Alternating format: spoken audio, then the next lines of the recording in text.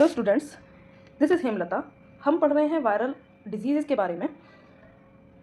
इस सीरीज़ से रिलेटेड मैंने पहला पार्ट रिलीज़ कर दिया है। दूसरे पार्ट में हम कुछ और बीमारियों के बारे में पढ़ेंगे जो वायरस से होती हैं।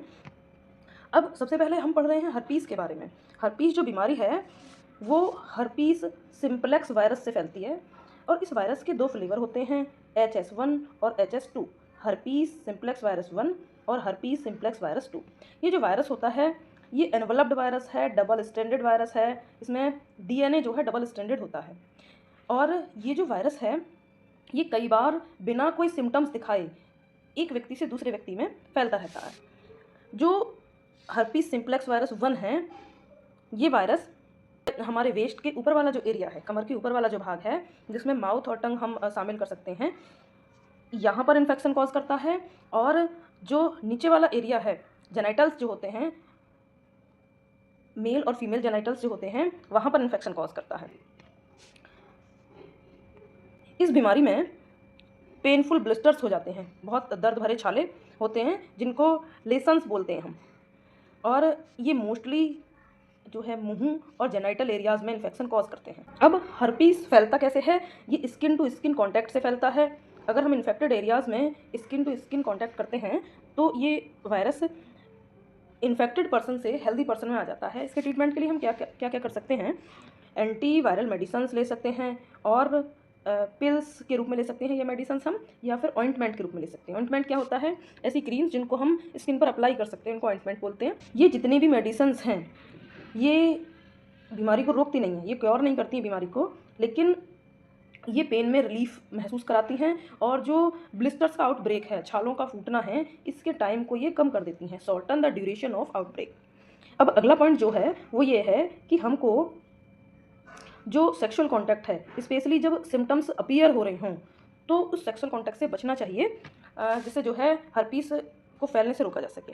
ये फैलता कैसे है? हमारी स्किन की एपिथेलियल सेल्स होती हैं, उन सेल के ऊपर ये वायरस पहुंचता है और इन सेल्स में प्रवेश कर जाता है।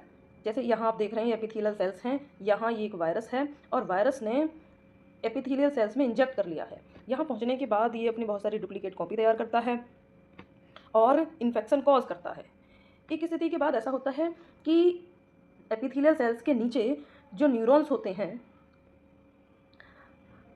उन न्यूरॉन्स में ये वायरस जो है पहुंच जाता है और यहाँ जाकर के ये डोरमेंट फेज में चला जाता है। डोरमेंट फेज का मतलब है अक्रिय अवस्था में। ये जो है यहाँ पड़ा ही रहता है, लाइफ टाइम कह सकते हैं हम, लाइफ टाइम भी पड़ा रहता है। कई बार अगर एक बार HSV वायरस जो है हमारी बॉडी में चला गया है तो फिर वो निकलता नहीं है। कई बार ऐसा भी हो सकता है कि बहुत सारे ट्रिगर्स हो सकते हैं, जैसे सनलाइट एक्सपोजर और स्ट्रेस। तो ऐसी स्थिति में जो है वायरस दोबारा से एपिथेलियल सेल्स में पहुंच सकता है और सिम्टम्स शो कर सकता है। अब हम पढ़ेंगे एड्स के बारे में। ध्यान रखने वाली बात यह है कि जो एड्स है वो बीमारी का नाम है और HIV जो है वो वायरस का नाम है। एड्स का फुल फॉर्म है एक्वायर्ड इम्यून डिफिशियंसी सिंड्रोम। मतलब ये एक ऐसा सिंड्रोम है जिसमें इम्यूनिटी जो है हमारी, उसमें डिफिशियंसी आ जाती है, उसमें कमी आ जाती है। अब हम इस बात को समझते हैं कि हमारे जो ब्लड है उसमें 3 तरह की सेल्स पाई जाती हैं, red blood cell, white blood cells और प्लेटलेट्स। वाइट ब्लड सेल्स जो होती हैं वो 2 तरीके की होती हैं, एक होते हैं ग्रेन्युलोसाइट्स और एक होते हैं ए ग्रेन्युलोसाइट्स। ए ग्रेन्युलोसाइट्स में मोनोसाइट्स आते हैं और लिम्फोसाइट्स आते हैं। ग्रेन्युलोसाइट्स ऐसी सेल्स होती हैं, ऐसी वाइट ब्लड सेल्स होती हैं जिनके साइटोप्लाज्म में ग्रेन्यूल्स पाए जाते हैं, और ए ग्रेन्युलोसाइट्स ऐसी सेल्स होती हैं जिनके साइटोप्लाज्म में ग्रेन्यूल्स नहीं पाए जाते हैं। ग्रेन्युलोसाइट जो होती हैं वो 3 तरह की सेल्स हैं, न्यूट्रोफिल्स, बेसोफिल्स, इओसिनोफिल्स। मोनोसाइट्स 2 तरह की सेल्स हैं, मैक्रोफेसिस और डेंड्राइटिक सेल्स। लिम्फोसाइट्स भी 2 तरह की सेल्स हैं, बी सेल्स और टी सेल्स। टी सेल को फिर से 2 सेल्स में कन्वर्ट किया गया है, हेल्पर टी सेल और किलर टी सेल।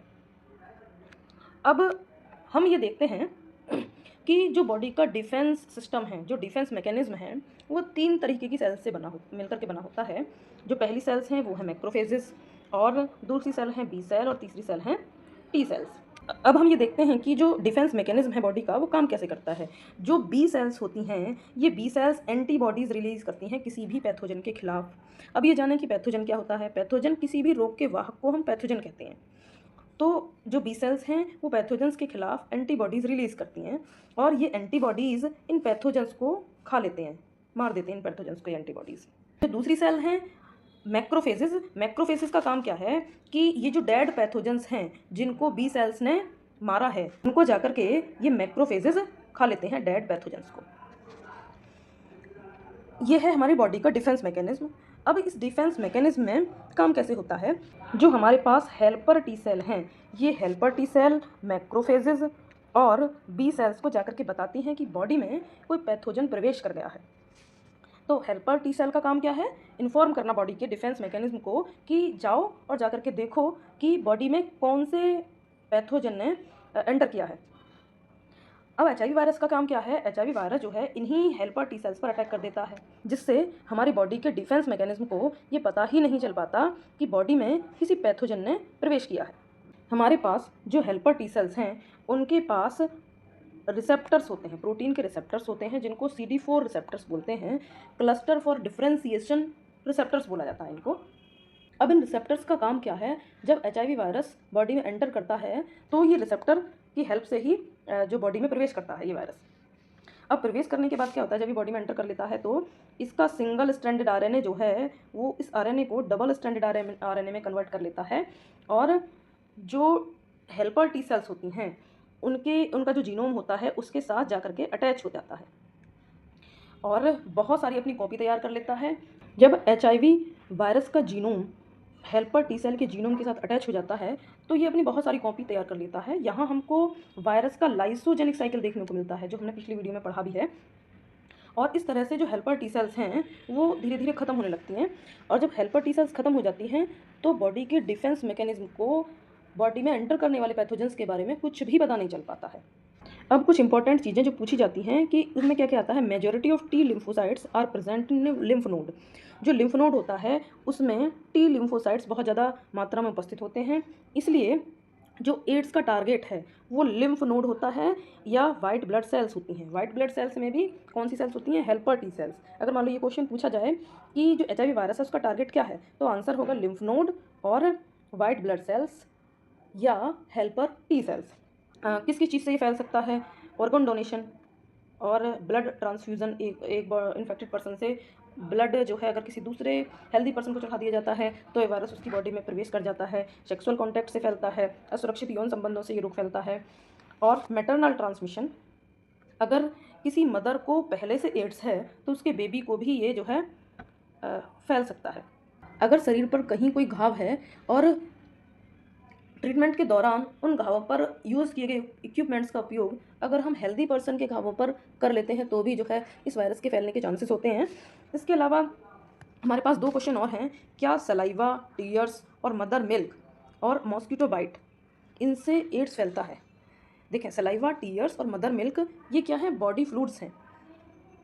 अब क्या इनसे जो है एड्स फैलता है या नहीं फैलता है, सलाइवा में भी एड्स का वायरस हो सकता है, लेकिन एक इन्फेक्टेड पर्सन से दूसरे हेल्दी पर्सन में सलाइवा का ट्रांसमिशन बहुत मुश्किल बात होती है, सलाइवा का ट्रांसमिशन नहीं होता है। और अगर हो भी जाता है तो सलाइवा जो है कहाँ जाता है, हमारे स्टमक में जाता है। स्टमक में पहले से ही HCl है, तो HCl जो है इस तरह के वायरस को ख़त्म कर देता है।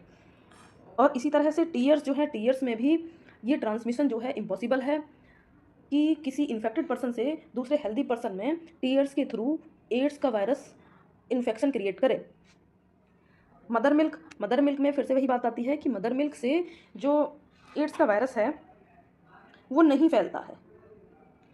अब क्यों नहीं फैलता है कि जैसे ही बच्चा दूध पी रहा है, दूध पीने के बाद जो दूध है वो हमारे स्टमक में जाता है। स्टमक में गैस्ट्रिक एसिड्स होते हैं, उन एसिड्स में HCl जो है मेन है, ये HCl इस वायरस को वहीं पर ख़त्म कर देता है। अब आगे क्वेश्चन है कि क्या मॉस्किटो बाइट से भी जो है ये इन्फेक्शन फैलता है, तो आंसर है नहीं।